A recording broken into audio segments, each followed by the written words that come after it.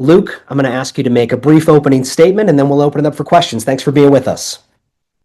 Appreciate it, Paul. Thanks, guys. Thanks for having me. First off, just want to say I'm super excited to play in Indy. I know growing up as a kid, just watching that game and just watching how electric the environment is, it was something I dreamed about of playing in as a young kid, and now we have the opportunity too. So I'm just super thankful and super excited. All right, let's take some questions. Our first question of the afternoon will go to Tim May. Tim, go ahead. Thanks, Paul. I finally figured out how to work this. Hey, Luke, what is the sense of you guys coming out of that game on Saturday? The offensive line with that 20-play drive. I mean, what just feels different about this team, this offense right now headed into the championship game in terms of the way y'all started the year, but the way you're rolling right now? Yeah, I just think it goes back to just doing the routine things routinely, practice and just keeping the routine, doing everything, and then in practice we're big on just the fundamentals and the technique and stuff like that. So I think we've come a long way throughout the year. Our next question is from Bill Landis. Luke, did you feel like you guys took a step against Michigan? I know offensive line is always sort of an evolving thing and a process that people would hope hits in the first game, but always takes a couple of games to kind of gel. Just what kind of stride do you think you guys found in that Michigan game? Yeah, I think we learned a lot about ourselves in that game and what we're capable of. There's been a lot of ups and downs throughout the season as a unit, as an offense, and stuff like that. And I think we took a great step in a great direction this past weekend. Our next question is from Bill Rabinowitz. Luke, probably the game you needed most was beating Michigan. You did that. Obviously, you have the playoff ahead of you. That's the biggest goal. Where does this kind of fit? It's been 5 years since Ohio State won the Big Ten championship. How important is this one? Yeah, I mean, I think it's really important. Obviously, every game's important. At this point, we got to win them all. Obviously, we know that. So the Big Ten championship is next, and we put ourselves in place to play great against a great team, and it's going to be a lot of fun on Saturday. And our motto is just go 1-0 every week, and they're the next team standing in the way of our goals. Next question is from Kyle Babcock. Luke, I always love it when the offensive linemen get the credit here, get on these Zooms, because it's so happen quite a lot, but it's always great to have you guys on. But compare and contrast, I asked Coach Day this, kind of last year national champion, you guys are number one this year. How kind of similar or different is this team this year versus last year? Yeah, that's a great question. I think there's a lot of similarities and a lot of differences. Similarities from the fact that obviously we have tremendous players all over the place, and that's great. And then, differences, new coaches, new players, and new positions, and then just different personalities on the offense and defense. And, just going back from spring ball to the summer workouts and stuff, I think our team was as close already in spring ball, if not closer, than we were as a team last year. And we've grown a lot just through this year, and we're a very close-knit group, and we have a lot of fun playing football. Our next question is from Dan Hope. Luke, how special did it feel to not just beat Michigan, but to do it in that way by running the ball and really doing it physically? Yeah, that super special. I had the opportunity to talk to Jenny Taft a couple days before, and just growing up as an Ohio kid, playing in Ann Arbor, not only just playing in Ann Arbor, but just imagining the snowfall, the 20 degrees, and then playing a physical cowboy brand of football.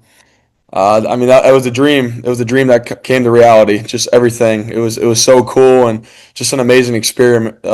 Just an amazing experience that I get to cherish for the rest of my life.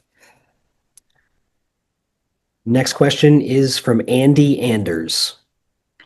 Yeah, a lot of people have asked you about the Michigan performance, obviously, but kind of going off that, Ryan Day called it maybe the best offensive line performance he's seen. I don't know if he was talking about this year or maybe his entire coaching career. 43 knockdowns for the offensive line is the number he gave. Just what were your thoughts on imposing your will, and did you start to see, I guess, Michigan start to bend the defensive front over the course of the game? Yeah, I think it just started in practice throughout the week and stuff like that, just having physical practices. And, I don't think a lot of people get to talk about the scout team a lot, but our scout team has done a tremendous job all year. The defensive line, linebackers, the DBs, they've done an amazing job, and obviously all the coaches helping out with that. So they helped us out a lot going into this Saturday. And just kind of back to your question, you know, I don't know. It was a lot of fun. That's kind of how I put it. Like we're playing a kids game and just have fun doing it. You know, you don't need to blink when you go out there. You've already put all the work in, and we get to play the best defense every week in practice and stuff like that. So why would you blink when you have the opportunity to play? Again, a reminder, if you'd like to ask a question, please raise your hand in the Zoom chat. Our next question is from Stefan Kreisnik. Hey, Luke, I had a bit of a two-part question about Carson. What's it been like for you watching him, go through everything he's gone through and develop, the last couple of years and get to this point? And the second part, how many times did you have to remind him to keep him accountable for the bet that you guys had and him having to pay him? Oh, the second question, it took me about 2 weeks. He made that bet a couple weeks ago, and after we graded out champion, I made sure I held him to it, and I made him actually schedule an appointment the Friday before the Rutgers game. I said, "You better do this now because we're not going to have any time next week." So, he held true to that, and it's a lot of respect for him doing that. I think it looks great. Some people think it's terrible. I think it's awesome. Just your first question, I think I'm a big believer in like when you have adversity in your life, you learn a lot from that, and that's what Carson's done. He's done a tremendous job. He's been through a lot, and I lean on him during times because I'm pretty new into my career of starting games and stuff like that, and he's been through a lot. So just to have him as obviously one of my best friends on the team, and obviously play next to him, I get to learn a lot from him. I'm just super blessed to have him by my side, and he's an amazing dude. Got time for a couple more for Luke. Our next question goes to Christopher Heidel.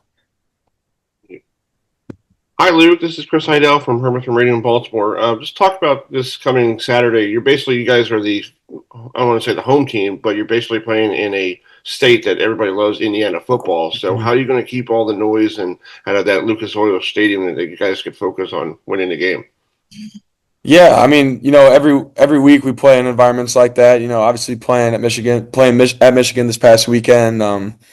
It was a pretty toxic environment. So that's obviously going to help us going into this week. I don't know how many people from Ohio State or Indiana is going to be there. I'm assuming it's going to be close 50-50, but we're gonna prepare like it's going to be 100-0 with a lot of Indiana people being there. Next question is from Patrick Murphy. Hey, Luke, it was about this time a year ago when you really started to come on. What can you draw from the experience of playing in the postseason now in this game and beyond? Yeah, you hit on the nail. Just the experience part. Obviously playing great teams in the past, and I got a lot of respect for Indiana, just their players and their coaches and what they've done. It's been a lot of fun watching them on film this year and just watching them on TV and stuff like that. So it's going to be a hostile environment. It's going to be a difficult game, but that's why you come to Ohio State to play in those games like that. And it's going to be a lot of fun Saturday night. And just kind of alluding back to your question, just the experience part from this past year, playing national championship games and all those games against great teams. It's another one of those, and it's going to be a lot of fun. Our next question is from Joey Kaufman. Joey, go ahead. Luke, what is it like been the last few weeks to block for Bo Jackson, the way he's going to come on here? We got a special group of running backs. Coach Locke does a great job. But Bo's one of the most talented running backs I've actually ever seen play at that age in general. He's a very gifted athlete, and I think he doesn't. I don't think he knows that yet for what he all can do. But it's been a lot of fun just watching him, Zay, James, and CJ run the ball. A lot of good things happen, and we have 4 guys that can run the ball and split reps like that. It helps us out a lot, and it keeps them fresh. So it's really been fun watching them, and obviously watching Bo. Time for one more question for Luke. Our last question will go to Tony Gerdeman. Luke, it took the offensive line a while last year to find its ultimate footing. Do you guys feel like you're there now already? I think it's a new week every week. We were there last week. We got to be there again this week. It's all about consistency, especially in late November and December when you get into the big games. And we just got to continue to grow and continue to practice and just continue to be consistent in our play.